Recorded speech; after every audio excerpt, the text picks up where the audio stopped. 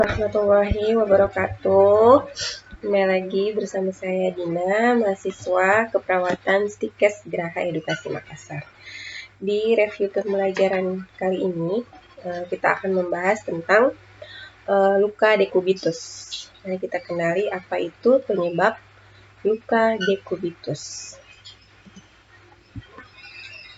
Jadi dekubitus itu sendiri adalah area setempat jaringan dan nekrosis yang terjadi ketika jaringan lunak tertekan di antara tonjolan tulang dan permukaan eksternal dalam waktu yang lama. Jadi dekubitus ini juga disebut dengan pressure ulcer atau luka tekan. Dekubitus menyebabkan risiko serius pada status klien dan memperlama mobilitas dan mempengaruhi rehabilitasi klien. Jadi kalau misalnya pasien-pasien yang dirawat dengan masalah tirah baring lama, maksudnya masalah primernya bukan tirah baring lama, masalah penyakitnya ditangani, tetapi karena tirah baring lama masalah utamanya sudah selesai, tapi muncul lagi masalah baru, yaitu luka dekubitus ini. Jadi luka dekubitus ini atau luka tekan ini banyak terjadi pada kulit yang menyelubungi area yang bertulang, misalnya panggul, punggung, pergelangan kaki, tulang ekor, dan bokong. Penyebab dekubitus ini sendiri ada dua faktor, yaitu faktor ekstrinsik atau faktor yang dari luar, kemudian faktor intrinsik, faktor dari dalam. Faktor ekstrinsik ini sendiri ada yang pertama itu tekanan. Jadi akibat adanya tekanan yang terus-menerus pada bagian tubuh tertentu menghambat aliran darah ke jaringan tubuh di area tersebut. Jadi aliran darah itu kan berfungsi untuk menghantarkan nutrisi dan oksigen ke semua jaringan, Salah satunya adalah kulit.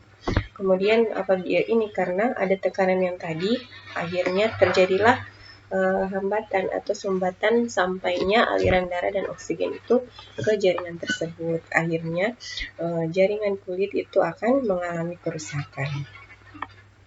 Jadi pada orang dengan mobilitas terbatas, mobilitas di sini maksudnya dia tidak mampu untuk mengontrol atau mengubah posisi tubuhnya, maka akan lebih berisiko terkena dekubitus.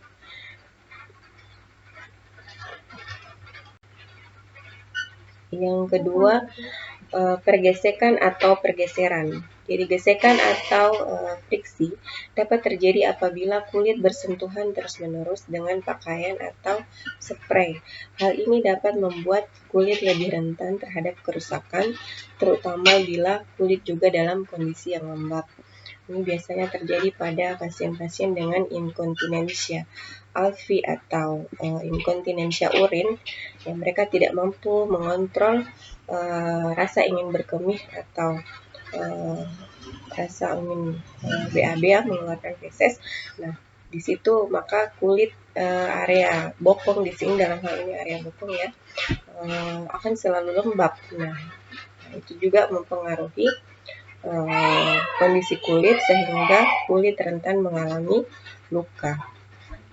Kemudian yang ketiga, faktor kelembapan. Ini berhubungan ya yang sudah saya jelaskan tadi. Toleransi kulit terhadap tekanan dipengaruhi oleh mikroklimat, yaitu suhu atau kelembapan kulit yang kontak dengan permukaan suatu benda. Jadi kelembapan yang disebabkan karena inkontinensia dapat mengakibatkan terjadinya maserasi. Jadi ada semacam radang ya pada jaringan kulit. Jaringan yang mengalami maserasi akan mudah mengalami erosi, pengikisan. Selain itu, kelembapan juga mengakibatkan kulit mudah terkena pergesekan dan perobekan jaringan. Yang kedua, faktor intrinsik. faktor dari dalam tubuh sendiri. Yang pertama adalah usia.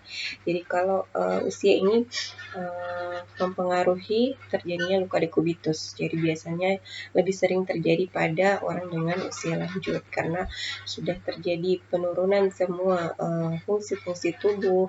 Dan salah satunya adalah kelemahan. Sudah mengalami imobilisasi, susah untuk melakukan mobilisasi dengan baik. Nah, sehingga biasanya orang lansia itu baring lama atau karena penyakitnya, atau bisa juga orang-orang yang terkena penyakit misalnya stroke ya, baring lama. Nah, itu bisa menyebabkan luka tekan. Nah, faktor usia di sini karena itu tadi berkurangnya juga jaringan lemak subkutan, berkurangnya jaringan kolagen yang membuat kulit elastis itu menurun karena faktor usia, sehingga kulit mudah rapuh karena sudah tipis kulitnya. Kemudian dekubitus mengakibatkan kerusakan atau kematian kulit sampai jaringan di bawah kulit, bahkan menembus otot, bahkan sampai mengenai tulang. Komplikasi yang sering terjadi adalah perdarahan dan infeksi apabila tidak segera ditemukan ya. Biasanya luka dekubitus itu biasanya tidak ditahu kalau kita tidak selalu memeriksa ya. Pasien-pasien yang kira baring lama tiba-tiba, wah ternyata ada luka di bokong misalnya. Nah, kalau tidak dibiarkan lama, kemudian tidak dirawat, nah, akan terjadi perdarahan dan infeksi. Kemudian yang berikut faktor intrinsik adalah temperatur. Peningkatan temperatur merupakan faktor yang signifikan dengan risiko terjadinya luka tekan. Setiap terjadi peningkatan metabolisme akan menaikkan 1 derajat Celcius dalam temperatur jaringan.